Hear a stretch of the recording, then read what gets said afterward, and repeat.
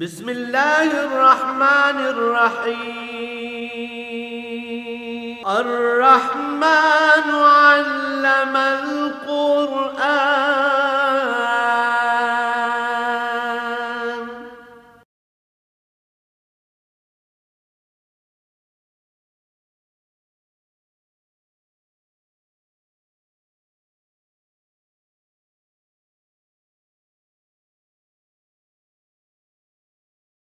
الحمد للہ رب العالمین والصلاة والسلام علی حبیبہ محمد وآلہ وصحبہ آمین۔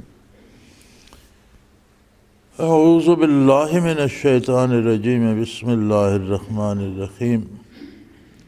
واذکر فی الکتاب ابراہیم انہ کان صدیقا نبیا اذ قال لأبیہ یا ابت لم تعبد ما لا يسمع ولا يبصر ولا یغنی عنک شیئا یا ابت انی قد جاءنی من العلم ما لم یأتک فاتبعنی اہدک صراطا سویا یا ابت لا تعبد الشیطان ان الشیطان کان للرحمن عصیا اللہم سبحانک لا علم لنا الا ما علمتنا انک انت العلیم الحکیم۔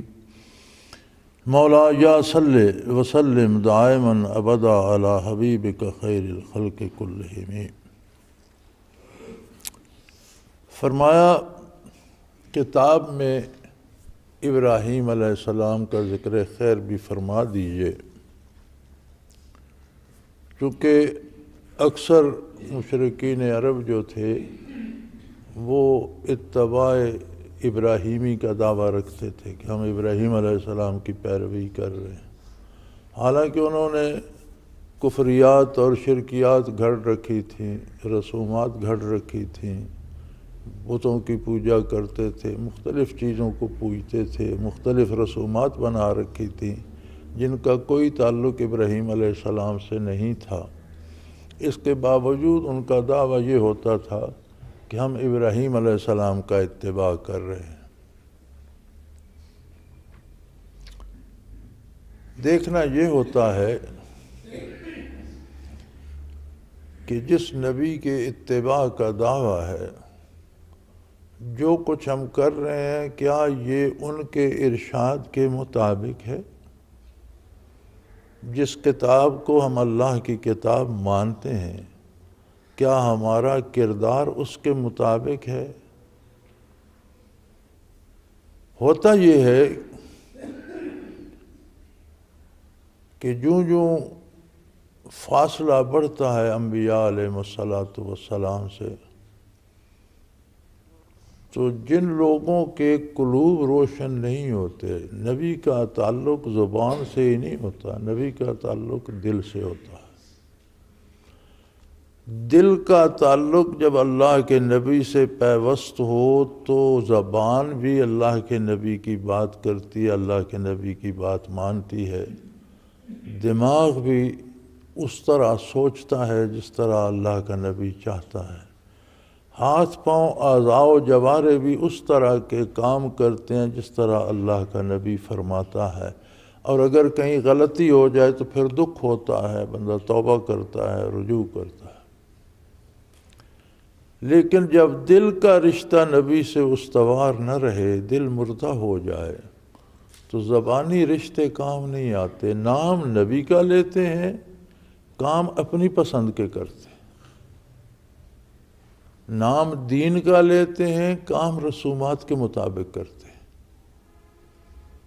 اور مرور زمانہ جو ہے، یعنی زمانے کا جو بعد ہے، دوری ہے، جب زمانہ دور ہو جاتا ہے تو اس طرح کی چیزیں آ جاتی ہیں۔ اور بعثت عالی سے پہلے تو دین تو ختم ہو چکا تھا، لوگ رسومات کے اسیر تھے، حتیٰ کہ بتوں کی پوجا بھی اسی خیال سے کرتے، ما یعبدون الا لیقربونا الی اللہ زلفیٰ، ہم ان کی پوجا اس لیے کرتے ہیں کہ یہ ہمیں اللہ کے قریب لے جاتے، یعنی دعویٰ ان کا یہ تھا کہ ہم بتوں کی پوجا اس لیے کرتے ہیں کہ ان کے وسیلے سے ہمیں قرب الہی نصیب ہوتا ہے۔ تو اللہ کا تصور تو تھا، لیکن تصور ہونا اور بات ہے اور اطاعت کرنا اور بات ہے۔ تو فرمایا چونکہ اس میں بھی بہت سے انہوں نے قصے گھڑ رکھے ہیں اور رسومات بنا رکھی ہیں، تو ابراہیم علیہ السلام کا ذکر خیر بھی فرما دیجئے اس کتاب مکرم میں۔ انہو کان صدیقا نبیّا، بے شک وہ صدیق اور نبی تھے۔ صدیق کا لفظی معنی تو سچا ہونا کے ہے۔ بعض علماء نے لکھا ہے کہ جو سچ کے مطابق بات کرے وہ صادق ہوتا ہے، اور جو جیسا کہے سچ ویسا ہی ہو جائے وہ صدیق ہوتا ہے۔ لیکن یہ علماء کی منہ شگافیاں ہیں، ایک ہی مصدر سے ہیں دونوں، صادق اور صدیق۔ صدیق جو یہاں ابراہیم علیہ السلام کے ساتھ جوڑا گیا، یہ منصب صدیقیت ہے۔ ایک ہے سچا ہونا، صادق ہونا، صدیق ہونا، ایک منصب ہے جو ولایت میں بھی ہے اور نبوت میں بھی ہے۔ ولایت کے مناصب حدیث شریف میں بھی ملتے ہیں، اور محققین نے اس پہ بہت تحقیق کی ہے، یہ اس شعبے کی کتابوں میں دیکھی جا سکتی ہے۔ اتنا عرض کر دوں کہ دنیا میں جتنی مخلوق ہوتی ہے اس میں ایک وقت میں 4 بندے ایسے منتخب ہوتے ہیں جنہیں کتب کہا جاتا ہے، اور ان کے چاروں کے الگ الگ شعبوں سے تعلق ہے۔ کتب ابدال ہے، کتب ارشاد ہے۔ اگر کتب ارشاد کا منصب کسی مضبوط آدمی کے ساتھ ہو تو رشد ہدایت بڑھتی ہے۔ یہ قدرتی، کوئی ضروری نہیں کہ اس کے کرنے سے ہوتا ہے، یہ قدرتی ہوتا ہے۔ جس طرح سورج سے کتنی چیزوں کو نمو ملتی ہے، کتنی چیزیں پلتی بڑھتی ہیں، کیا کیا تبدیلیاں آتی ہیں زمین پر، سورج کو اس کا پتہ بھی نہیں ہوتا۔ تو یہ جو صاحب منصب لوگ ہوتے ہیں، یہ ضروری نہیں کہ وہ کرتے ہیں، نہیں، ان کے وجود کی برکت سے ہوتا رہتا ہے۔ اللہ کریم ان کے وجود کو سبب بنا دیتے ہیں، جیسے بارش کو رویدگی کا سبب بنا دیا۔ ان اقطاب کے اوپر جو شخص ہوتا ہے اسے غوث کہتے ہیں، اور وہ روئے زمین پر ایک ہوتا ہے۔ جتنی انسانی آبادی ہے اس میں ہر دور میں ایک بندہ ہوتا ہے جس کے پاس منصب غوثیت ہوتی ہے۔ عموماً اس سے آگے ترقی بہت کم ہوتی ہے۔ یہ بہت بڑا منصب ہے، بہت بڑا منصب ہے کہ روئے زمین کی ساری آبادی میں ایک بندہ ہو تو پھر بہت بڑا منصب ہے۔ لیکن گاہے گاہے جب اللہ چاہے تو غوث کو ترقی ملے تو وہ قیوم بنتا ہے، منصب ہے قیومیت۔ قیوم ترقی کر کے فرد بنتا ہے، فرد بھی ایک منصب ہے جو قیوم سے بالا تر ہے۔ اگر کسی کو قیوم سے ترقی ملے تو وہ قطب وحدت کہلاتا ہے، پھر وہ بے نظیر انسان ہوتا ہے روئے زمین پر اپنے عہد کا۔ قطب وحدت کو اگر ترقی ملے تو پھر وہ صدیق کہلاتا ہے، اور یہ صدیق گہے گہے صدیوں بعد اللہ کریم پیدا فرماتے ہیں۔ یہ مناصب کائنات کے نظام کو برابر بیلنس رکھنے کے لیے ہوتے ہیں۔ جتنی گمراہی بڑھتی ہے اللہ کریم اتنا کوئی بڑا منصب کہیں عطا کر دیتے ہیں، اس کے تو فعل نورانیت پھیلتی ہے، ہدایت پھیلتی ہے، مسلمانوں میں بیداری آتی ہے، دین میں بھی قوت آتی ہے، نیکی بھی ترقی کرتی ہے۔ صدیق اولیاء اللہ میں ایسے ہی ہوتا ہے جیسے ستاروں چاند میں سورج ہے، یعنی پھر اس کتاب کوئی نہیں لاتا۔ انبیاء میں جو صدیق، اولیاء میں جو صدیق ہوتا ہے وہ ایز اے بطور ولی صدیق ہوتا ہے، اس کا اپنا منصب ہے۔ اسی طرح انبیاء میں بھی صدیقیت عطا کی گئی۔ نبی ہونا تو اس کا منصب ذاتی ہے، اس کے ساتھ صدیقیت بھی عطا فرمائی گئی۔ تو نبی صدیق بحیثیت نبی کے ہوتا ہے اور ولی صدیق بحیثیت ولی کے ہوتا ہے۔ تو اس کا اپنی منزل، اپنا منصب، اپنا مقام ہے۔ ولی کا اپنا مقام ہے۔ ولی جو کچھ پاتا ہے نبی کی وساطت، نبی کے اتباع اور نبی کی غلامی سے پاتا ہے۔ نبی جو پاتا ہے اللہ کریم سے براہ راست پاتا ہے۔ تو فرمایا ابراہیم علیہ السلام اللہ کے نبی تو تھے ہی، نبیوں میں وہ صدیقیت کے حامل بھی تھے، صدیق بھی تھے۔ اور یہ اس لیے بھی فرمایا، اس کا ایک پہلو یہ بھی ہے، بے شمار پہلو ہیں، ایک یہ بھی ہے کہ انہوں نے ابراہیم علیہ السلام کے نام پہ سارا جھوٹ گڑھ رکھا تھا۔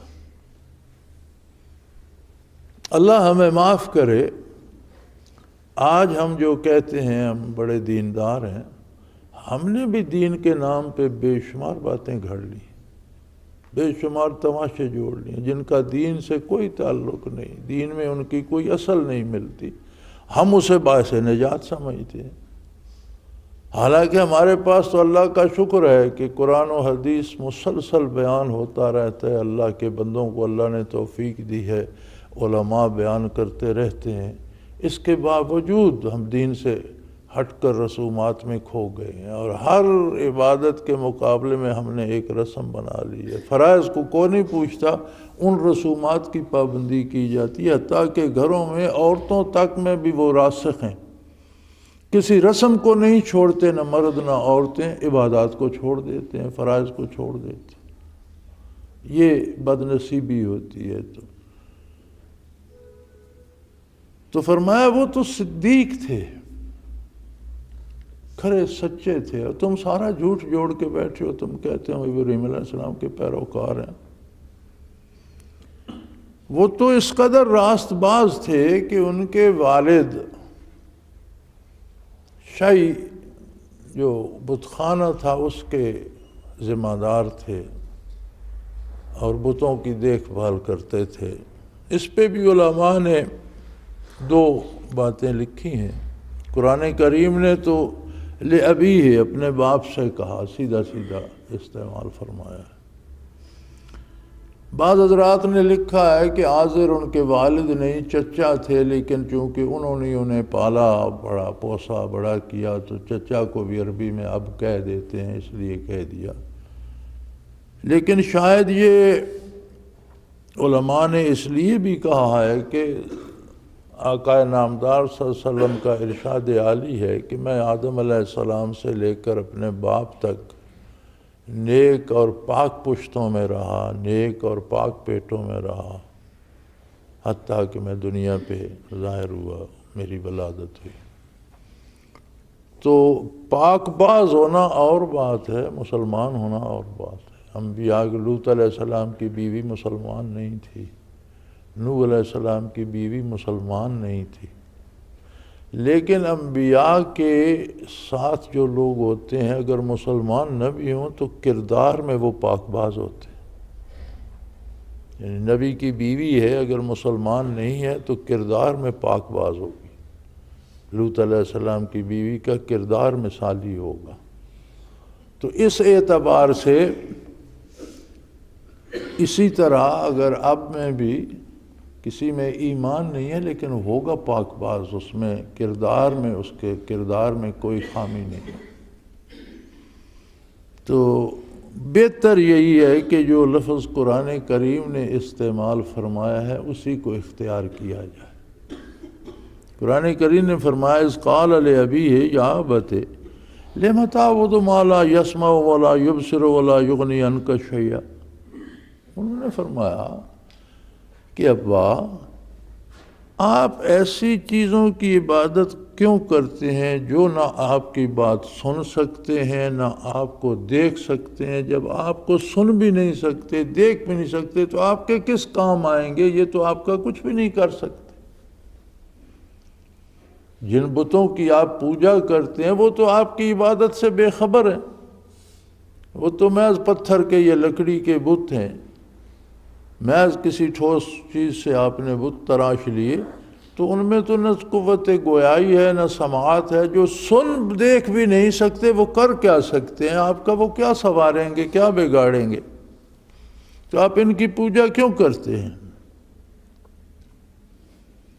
یا ابت انی قد جاءنی من العلم ما لم یاتک، اے والد بزرگوار، اللہ نے مجھے وہ علم دیا ہے جو آپ کے پاس نہیں ہے۔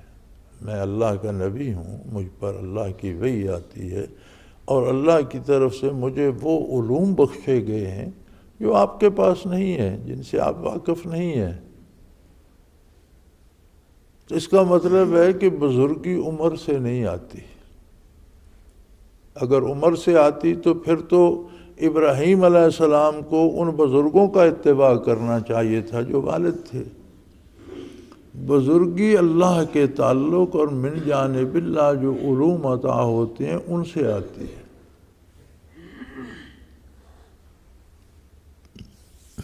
ہمارے ہاں تو بڑا ایک یہ بھی کرامت سمجھی جاتی ہے، جی فلاں بزرگ بڑا ضعیف، ان کی عمر 160 سال ہے۔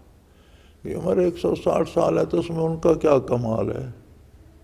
اللہ نے بنا دی، موت نہیں آئی، وہ بیٹھے ہیں، ان کے اختیار میں تو نہیں ہے کہ عمر کی دھار کھینچ کر بڑھا رہے ہیں۔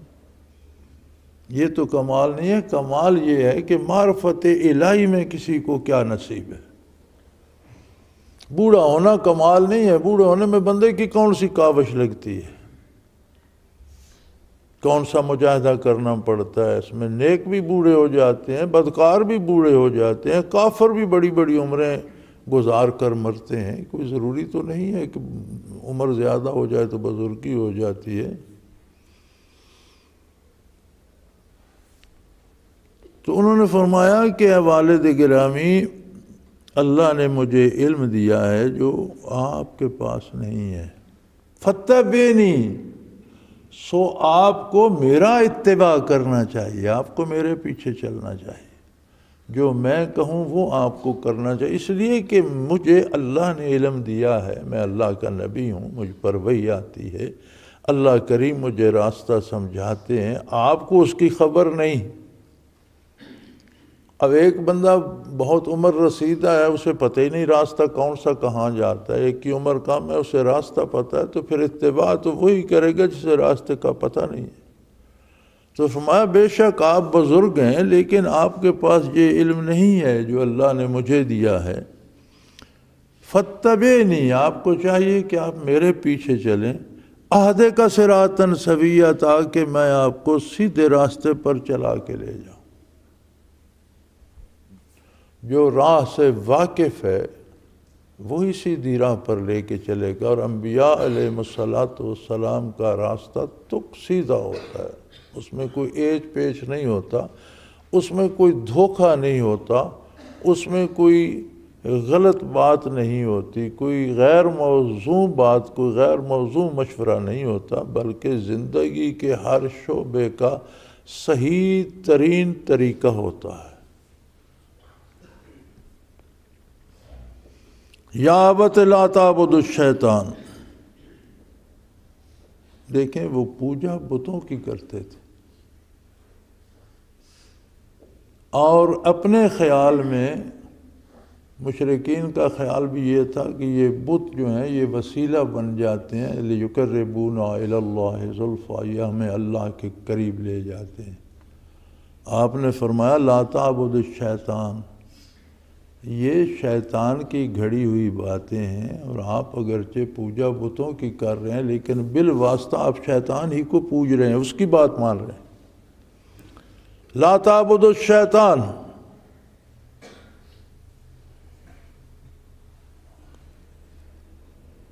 اللہ کریم نے فرمایا افرأیت من اتخذ الہہ ہواہ،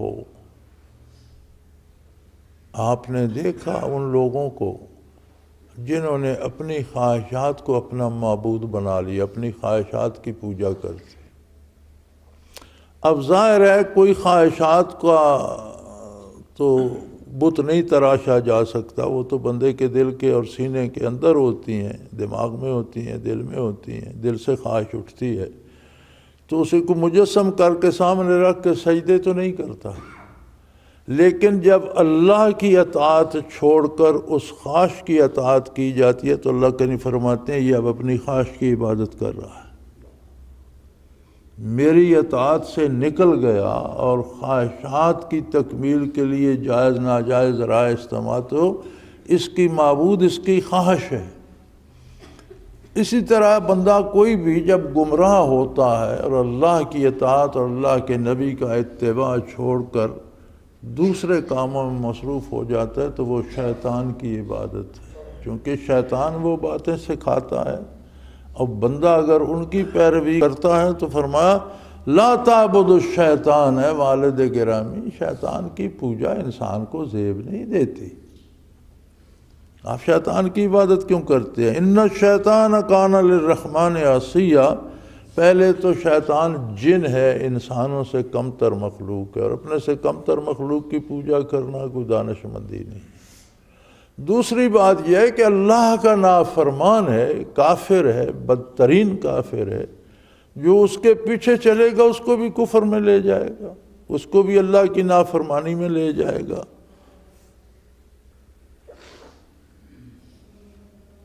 اور اگر بات یہیں تک رہتی تو کوئی بات بھی تھی، بات بہت آگے جائے گی۔ جب کوئی اللہ کی نافرمانی کرتا ہے اور شیطان کی بات مانتا ہے تو گویا وہ شیطان کی پوجا کر رہا ہے، اور جب شیطان کی پوجا کرے گا تو پھر اللہ کے عذاب میں گرفتار ہوگا، شیطان کے ساتھ پھر جہنم میں بھی جائے گا۔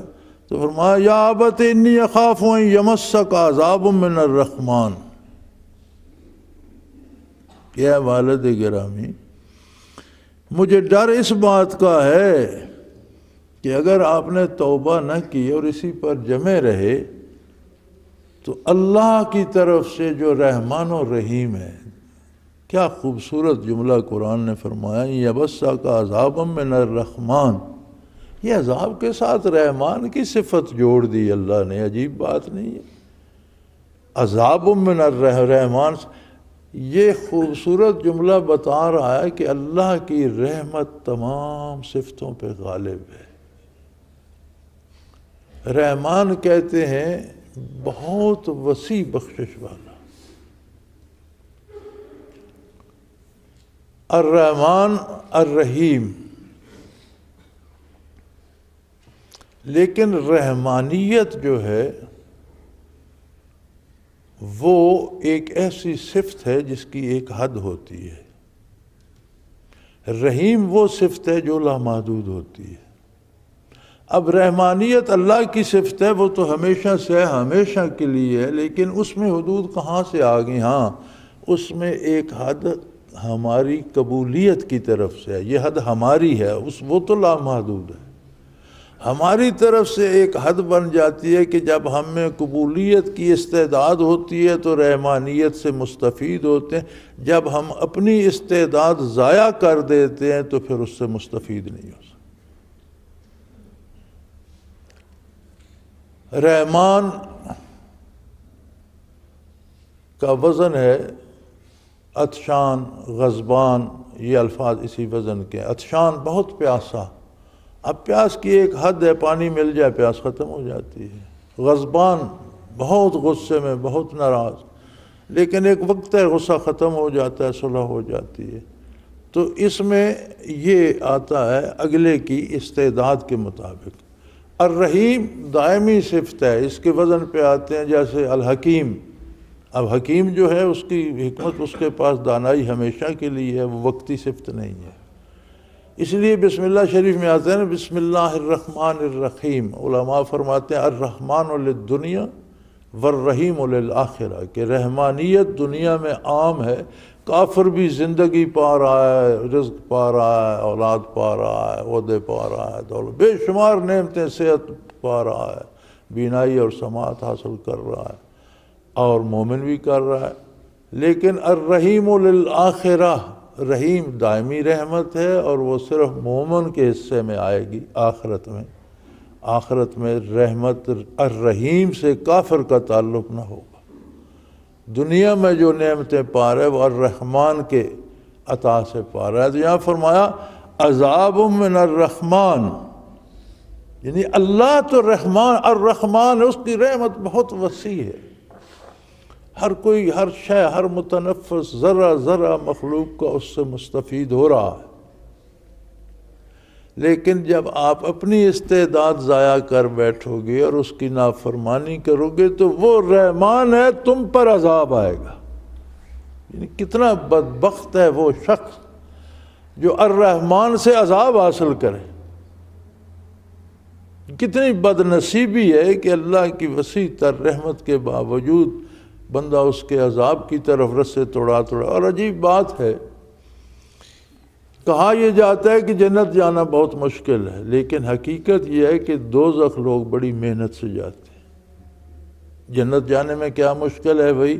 اپنا حق کماؤ، اپنا حق کھاؤ، دوسرے کا حق نہ مارو، سچ بولو، جھوٹ نہ کہو، چوری نہ کرو، مزدوری کرو، دیانت داری سے، ایمانداری سے۔ اس میں کیا مشکل ہے؟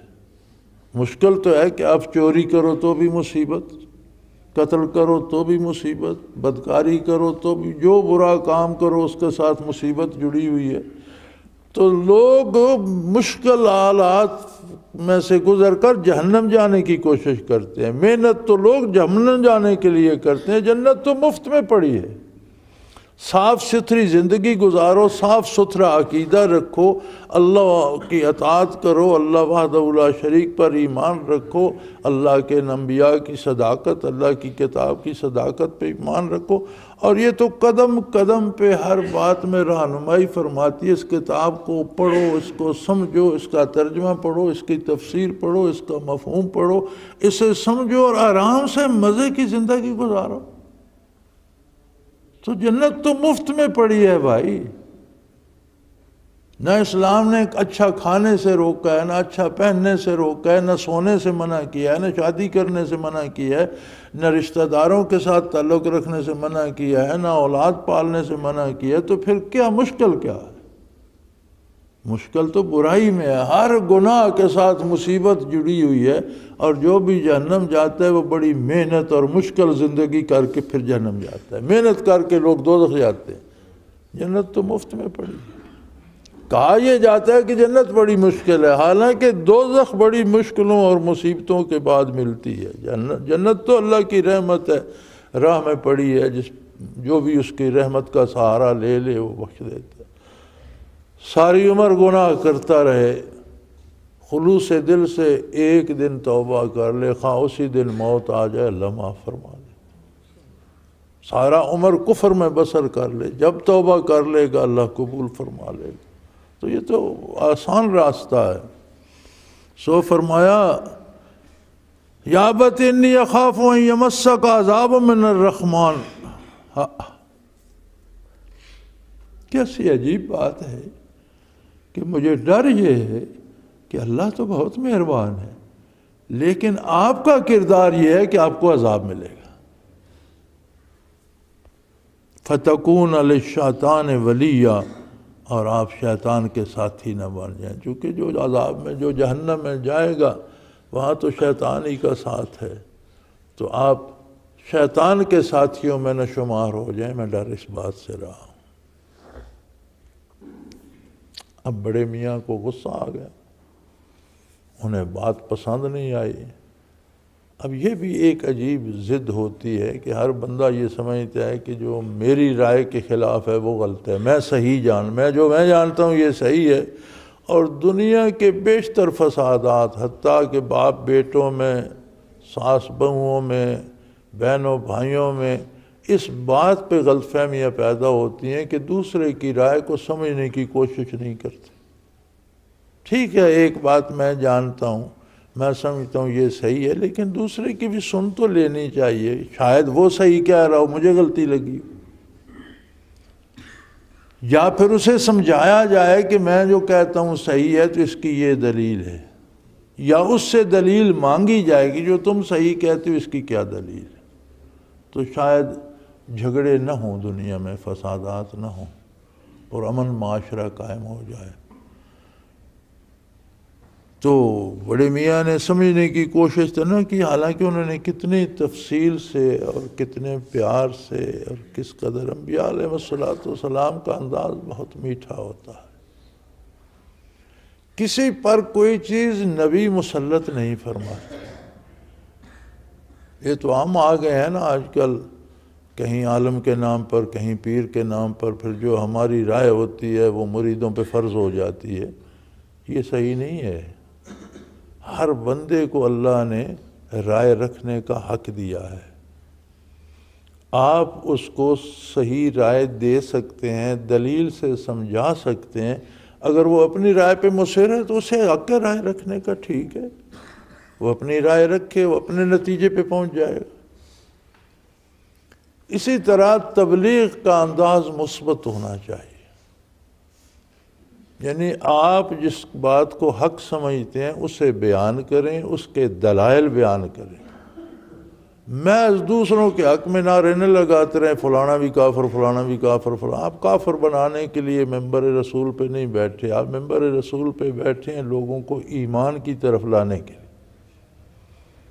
اچھا مسلمان بنانے کے لیے۔ جن میں ایمان ہے انہیں اعمال کی تلقین کریں، اگر کوئی غیر مومن ہے تو اسے ایمان کی فضیلت اور اس کی حقانیت کے دلائل دیں، چونکہ عالم کا، مولوی کا، پیر کا کام ہے کہ لوگوں کو ایمان کی طرف، سلامتی کی طرف، اللہ کی رحمت اور اللہ کی بخشش کی طرف بلائے۔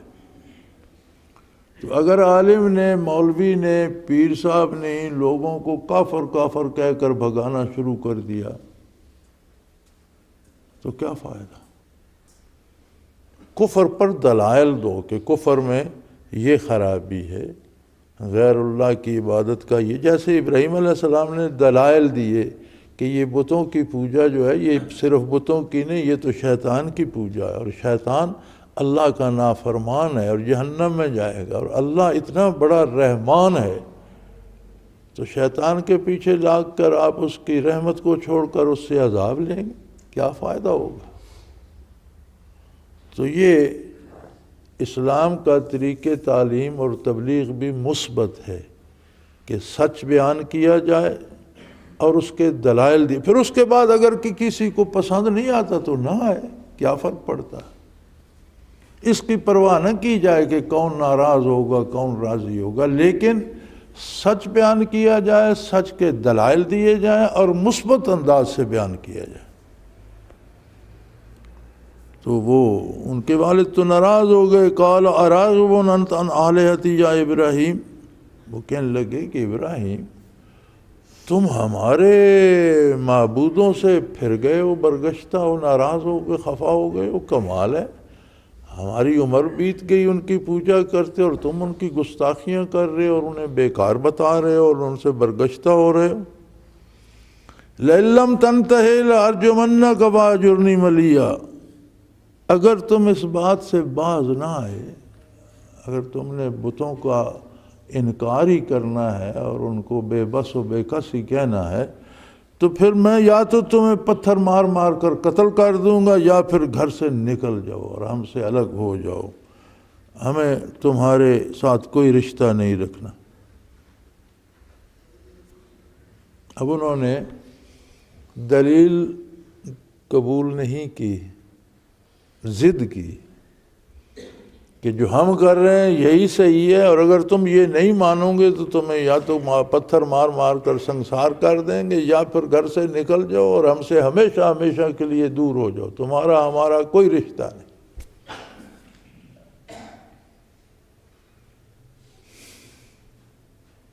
یہ بھی عجیب بات ہے، گناہ مفضی الی الکفر ہوتا ہے، یعنی کفر کی طرف کھینچ کر لے جانے والا ہوتا ہے۔ اللہ کی اطاعت سے جب بندہ نکلتا ہے تو آہستہ آہستہ پھر وہ ایمان سے بھی محروم ہو جاتا ہے۔ یہ ایمان سے محرومی کے بھی درجات ہیں۔ ایک حد تک توبہ نصیب ہو جاتی ہے، لیکن ایک حد آتی ہے کہ اس کے بعد توبہ کی توفیق بھی سلب ہو جاتی ہے، پھر بندہ تائب بھی نہیں ہو سکتا۔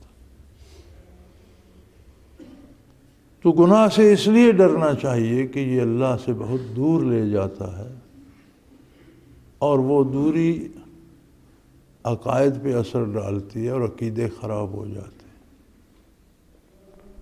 ہیں۔ شاید آپ نے بھی سنا ہو، میں نے کئی لوگوں سے سنا، وہ کہتے ہیں ہمارا خدا ہمارا کیا کر رہا ہے؟ یہ گناہ کا اثر ہے کہ وہ سمجھتے ہیں کہ ہمارا تو اللہ کاری کچھ نہیں، ہم تو بھوکے مر رہے ہیں، ہم تو پریشان ہیں، ہمارے پاس تو دولت نہیں ہے، میری تو صحت خراب ہے۔ اسے یہ پتہ ہی نہیں کہ اللہ نے تجھے عدم سے وجود دیا، پھر تیرے وجود میں اتنی خصوصیات رکھیں کہ صرف آنکھ کی نعمت کو جو تو استعمال کرتا ہے وہ کتنی ہے۔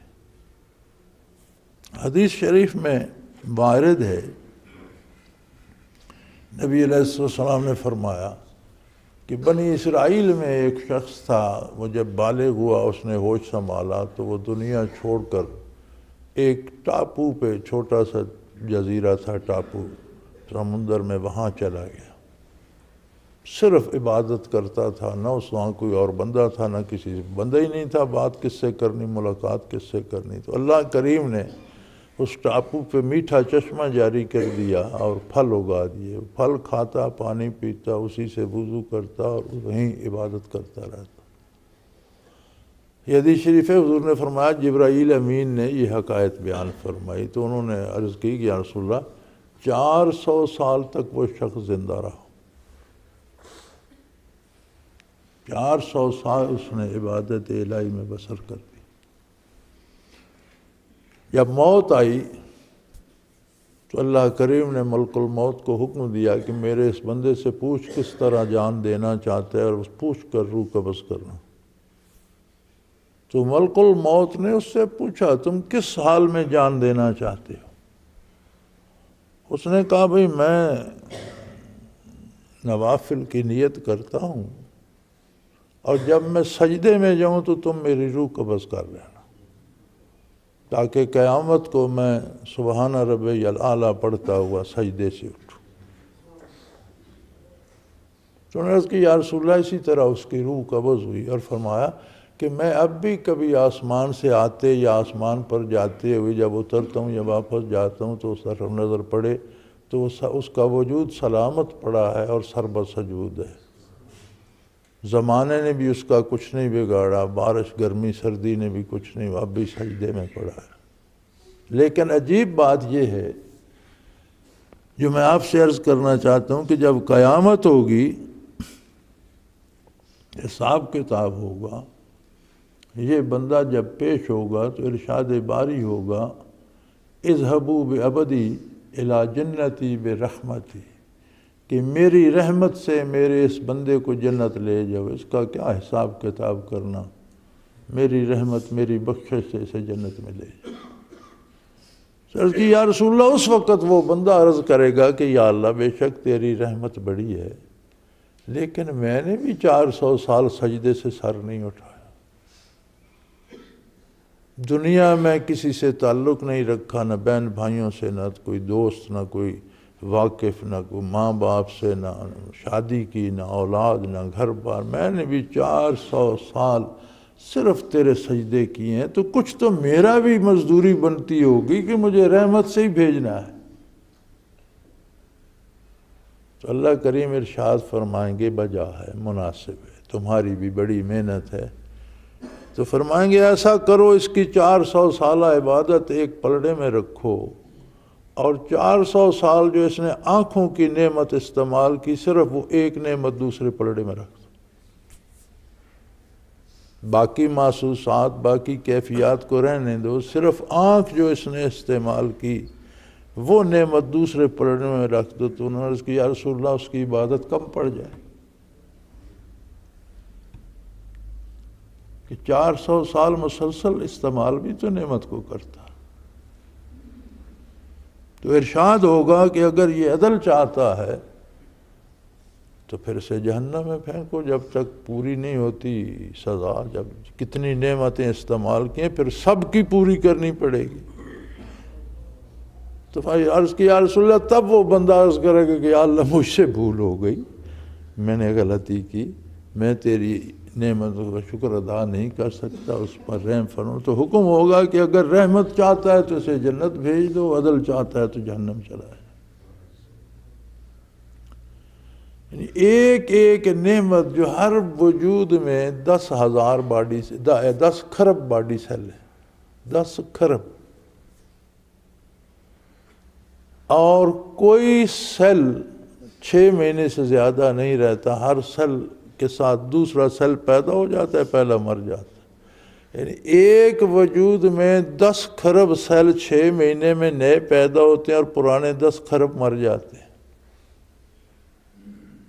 اس وجود کے اندر ان سیلوں کو کون حیات دے رہا ہے، کون تخلیق فرما رہا ہے، کون پیدا فرما رہا ہے اور کون موت دے رہا ہے، ہمیں تو پتہ بھی نہیں چلتا. اسی لیے فرمانا میں اس کی شاہ رگ سے قریب تر ہوں. شاہ رگ بھی تو ایک رگ ہے اور ان سیلوں سے بنی ہے، تو وہ تو سیلوں کو تخلیق کر رہا ہے. شاہ رگ میں جو خون ہے اس میں بھی سیل ہیں، جو رگ خود ہے، رگ کا وجود بھی انہی سیلوں سے بنا ہوا ہے. تو شاہ رگ تو ایک رگ ہے، رگ جن سیلوں سے بنی ہے وہ ان کو بنا رہا ہے، زندگی دے رہا ہے، موت دے رہا ہے. تو بدنصیبی یہ ہے کہ ہمارے گناہ ہمیں اتنا اندھا کر دیتے ہیں کہ ہمارے منہ سے پھر ایسے جملے نکلتے ہیں کہ میرا اللہ کیا کر رہا ہے جی، اللہ نے میرے ساتھ کیا کیا، میرا تو فلاں کام بھی نہیں ہوا، فلاں. جو کچھ لیا ہوتا ہے وہ بھول جاتے ہیں.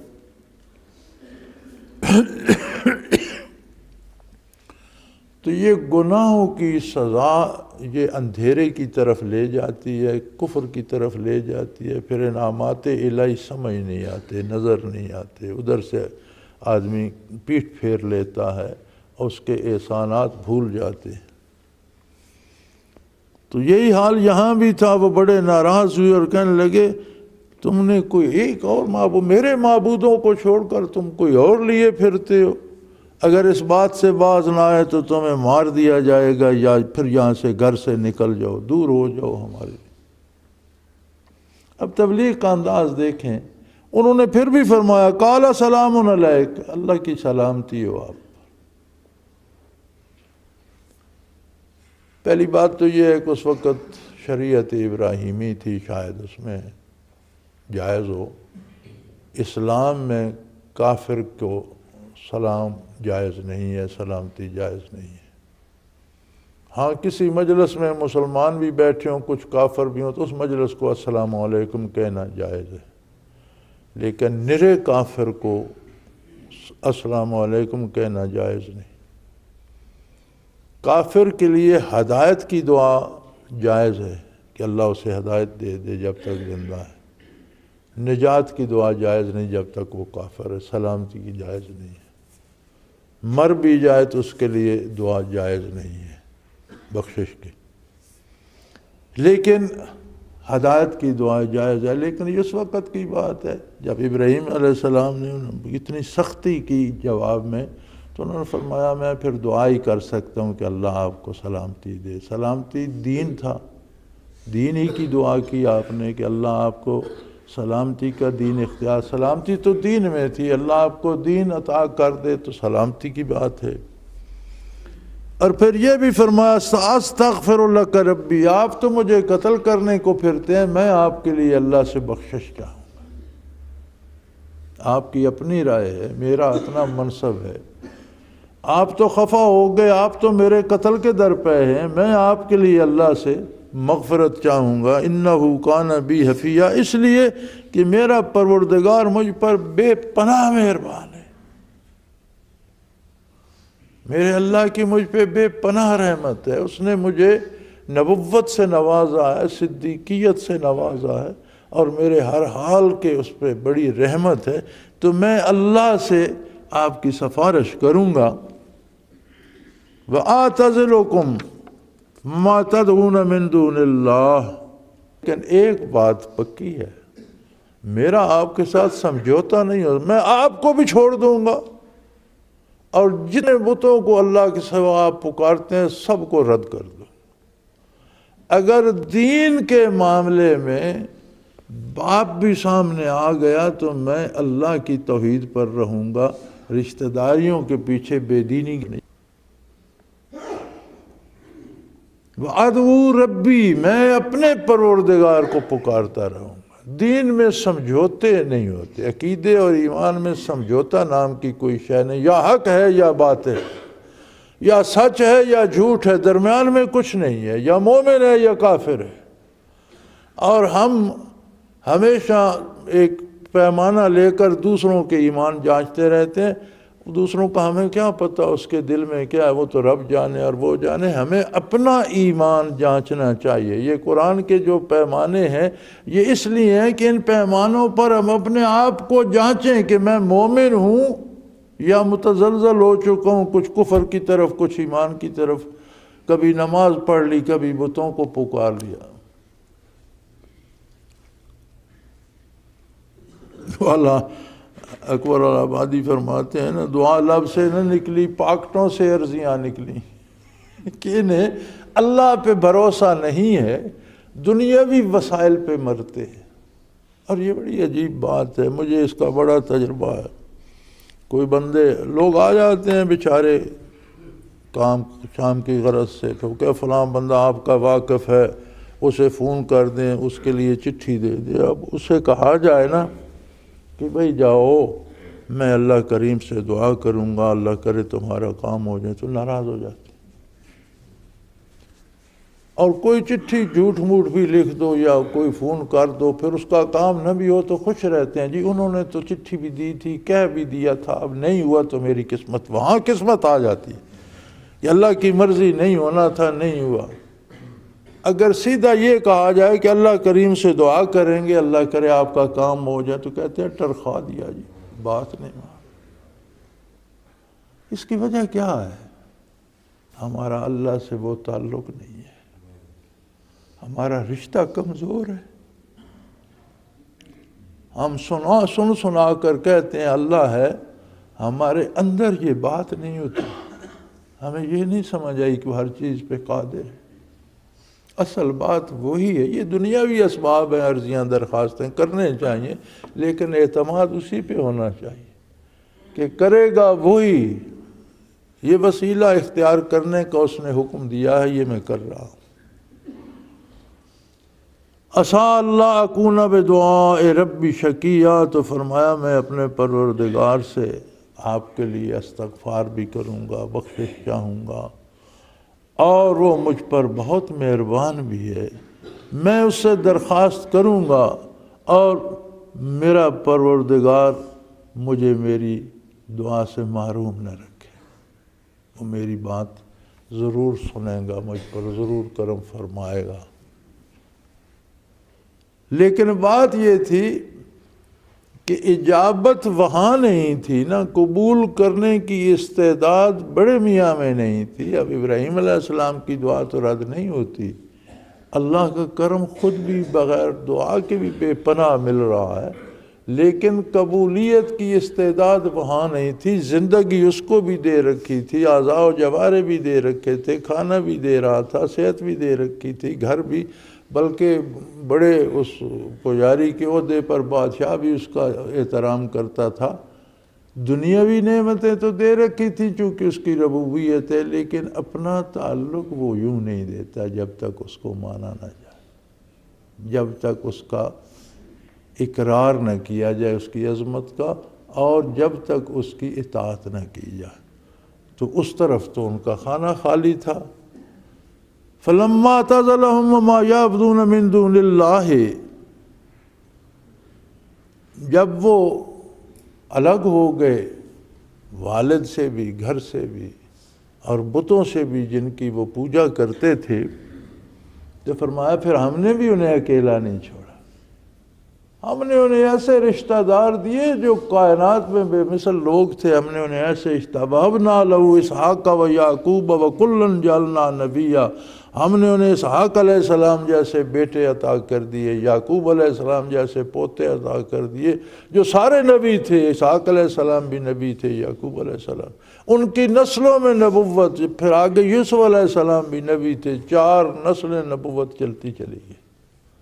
ہم نے انہیں کیسے پیارے، کیسے خوبصورت، کتنے اللہ کے مقرب رشتہ دار عطا کر دیے۔ جب دین کے لیے انہوں نے اس رشتہ داری کو چھوڑا، ہم نے انہیں ایسے رشتہ دار دیے جو دنیا کے دین کے رہنما تھے، محروم نہیں رکھا۔ اس کا مطلب ہے کہ دنیا کے حصول کے لیے اللہ کی نافرمانی پر سمجھوتا نہیں کرنا چاہیے۔ وہ قادر ہے، اگر وقتی طور پر دنیا میں کوئی خسارہ بھی ہے، وقتی طور پر تو اب انہوں نے نوعمری میں ہی گھر سے بھی نکال دیا، کوئی گھر نہیں تھا، کوئی ڈیرا نہیں تھا، کوئی کاروبار نہیں تھا، کوئی کہیں جائے پناہ نہیں تھی، نہ کوئی عالی نہ بیلی، کہاں جائیں گے، کیا کریں گے، لیکن فرمایا ہم نے سنبھالا، اور ہم نے گھر بھی دیا، اہلیہ بھی دی، بیٹے بھی دیے، پوتے بھی دیے، اور ساری نسل کو نبوت سے سرفراز کر دیا۔ ان کی 3-4 نسلیں مسلسل نبوت رہی۔ نبی کریم صلی اللہ علیہ وسلم کا ارشاد ہے، کریم ابن الکریم ابن الکریم ابن الکریم، یوسف ابن یعقوب ابن اسحاق ابن ابراہیم، 4 نسلیں مسلسل نبوت چلتی چلی گئی۔ اب اس سے بڑی عظمت کیا ہوگی؟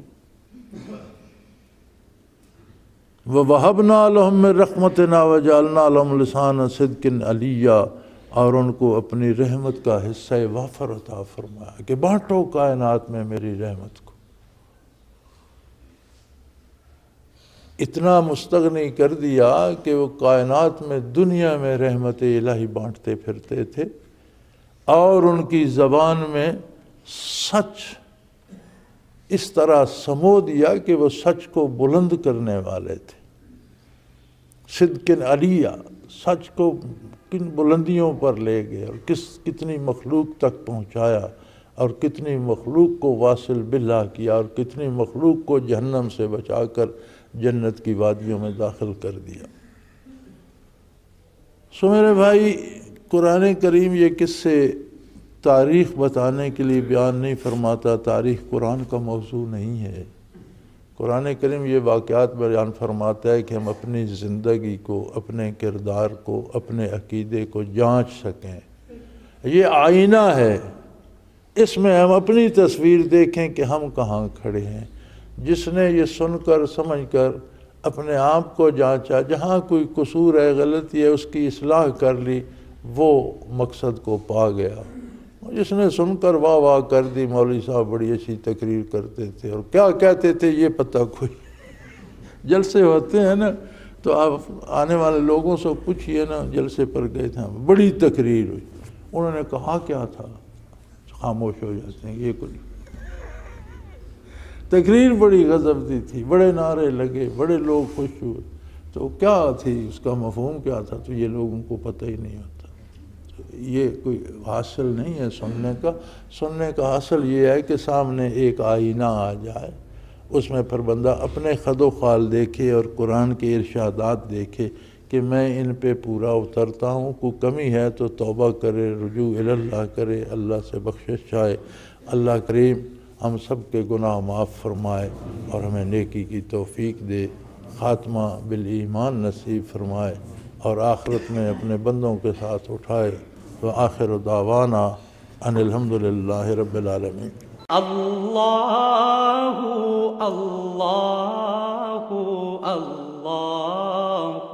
اللہ اللہ اللہ اللہ اللہ۔ حضرت امیر محمد اکرم آوان مد ذلہ العالی دارالعرفان منارہ ضلع چکوال میں سالہ سال سے قرآن و حدیث کے اوپر خطابات کر رہے ہیں، اور سلسلہ نقشبندیہ اویسیہ کے مطابق لوگوں کو ذکر الہی کی تربیت دے رہے ہیں۔